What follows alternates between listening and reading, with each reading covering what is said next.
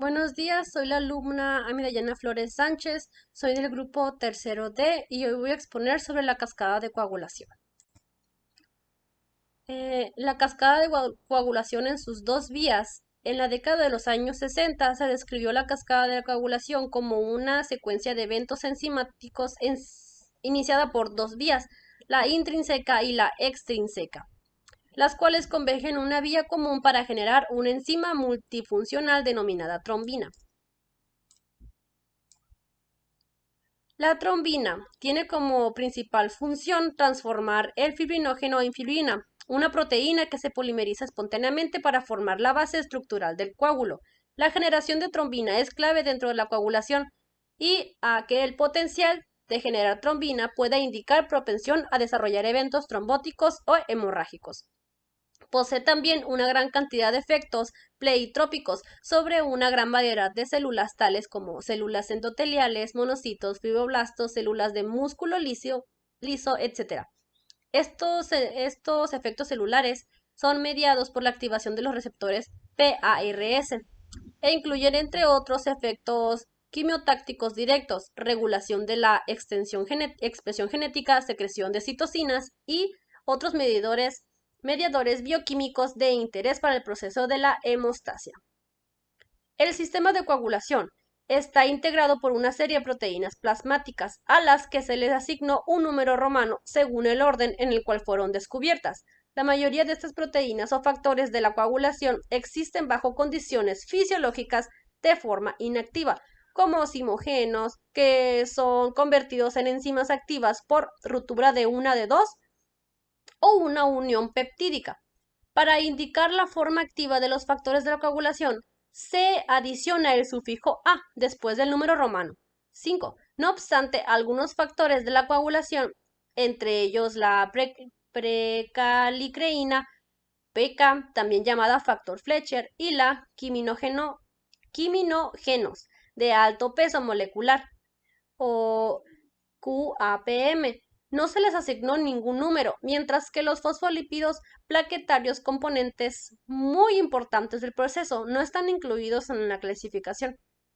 Los factores de contacto son representados por los factores X1 antihemofílico, X2 Ageman, factor Fletcher o PQ, PK y QAPM. Inicialmente se relacionaron con la activación del factor Fletcher por contacto con superficies cargadas negativamente, como el colágeno subendotelial, que se expone ante una lesión vascular. Una deficiencia de alguno de estos componentes se manifiesta por un alargamiento del tiempo tromboplastina parcial activado, TTPA. Sin embargo, su deficiencia vivo se ha asociado con riesgos trombosis, lo cual explica por la participación de estos factores en la fibrinólisis. Al activar plasminógeno, bien sea de manera directa por acción del FX2A o indirecta por activación de la prouroquinasa mediada por la calicreína. Los factores dependientes de la vitamina K son una serie de proteínas que comparten características bioquímicas estructurales especiales. Entre esas está la carboxilación de los residuos de ácido glutámico en el extremo aminoterminal a través de la enzima glutamato carboxilasa en una reacción dependiente de la vitamina K. Como resultado de la carboxilación, estas proteínas poseen una región aminoterminal, un dominio conocido como dominio GLA, compuesto por 8 o 12 residuos de ácido y carboxiglutámico, los cuales favorecen la formación de complejos enzimáticos por su unión a los fosfolípidos de la membrana plaquetaria medida mediante iones calcio. Los cofactores. Estos son componentes de los complejos enzimáticos que no poseen activación catalítica, sino que actúan acelerando la velocidad de la reacción de la enzima presente en el complejo, asegurando una eficiencia catalítica adecuada. Entre estos están los QAPM, los factores 5, 7, proteína S, la trombomodulina y el factor tisular. Los simógenos o sustratos.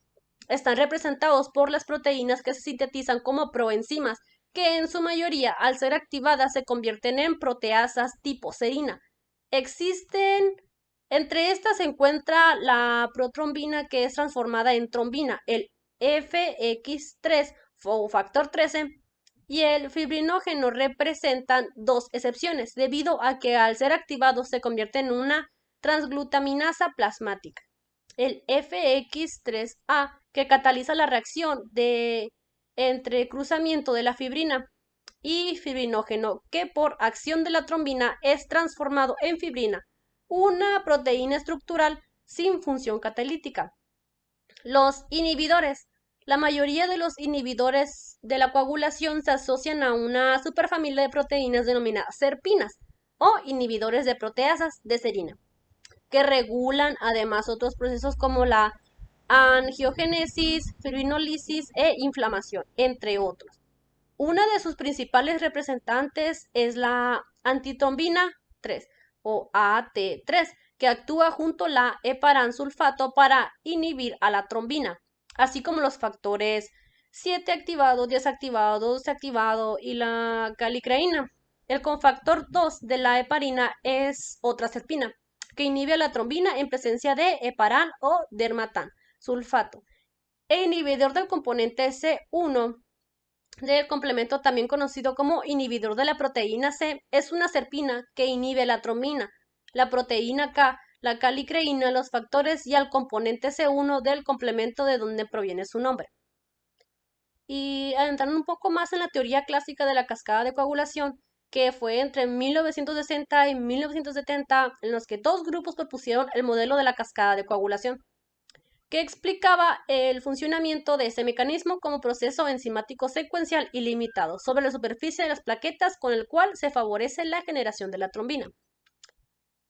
La vía intrínseca se inicia tras un daño vascular con la exposición de superficies cargadas negativamente que interaccionan con los factores de contacto e inician el proceso de activación secuencial, donde el FX2 funciona como verdadero iniciador, puesto que, si bien es una proenzima, posee una pequeña actividad catalítica que alcanza para activar el factor Fletcher o PK, convirtiéndola en calicreína. En segunda instancia, la calicreína, potenciada por los QAPM, actúa sobre el factor X2 para convertirlo en X2A, una enzima mucho más eficiente que actúa sobre el factor X1 para generar FX1A, que en presencia de iones de calcio activa el F1X, el factor 1XA generado junto a la FV3A. Iones de calcio y fosfolípidos conforman el complejo tenaza intrínseco, en el cual asegura la eficiencia catalítica del activador FX a la velocidad requerida en este momento de activarse el proceso de la coagulación. La vía extrínseca se inicia con la formación del complejo tenaza extrínseco, conformado por el factor tisular FT, el FV2A circulante, iones de calcio y fosfolípidos, el cual activa tanto al factor X como al F1X. Finalmente, en la vía común convergen las dos vías antes mencionadas a nivel FXA, que conforman junto con el FVA la protrombina, iones de calcio, fosfolípidos y el complejo protrombinasa, encargado de generar trombina, el cual actúa sobre el fibrinógeno transformándolo en monómeros de fibrina que se polimerizan y que actúan por acción del FX3A, formando junto con los elementos formes de la sangre el tapón homeostico o coágulo. Y hablando de la formación de la fibrina, esta formación de fibrina depende de la habilidad de la trombina para liberar adecuadamente los fibrinopéptidos A y B de la molécula de fibrinógeno e inducir a la formación del polímero en fibrina, el cual se estabiliza con el factor 8, activado con el factor 13 o FX3, activado por la trombina. Fibrinógeno está constituido por tres pares de cadenas, 2A, 2B y 2, y que se enrollan formando una hélice alfa. La estructura terciaria en fibrinógeno está representado por 3 dominios. Nódulo central, dominio E, constituido por los extremos N terminales de las cadenas, y 2 nódulos laterales o dominios D, formado por los extremos C terminales. Y esto ha sido todo por mi parte. Muchas gracias por su atención.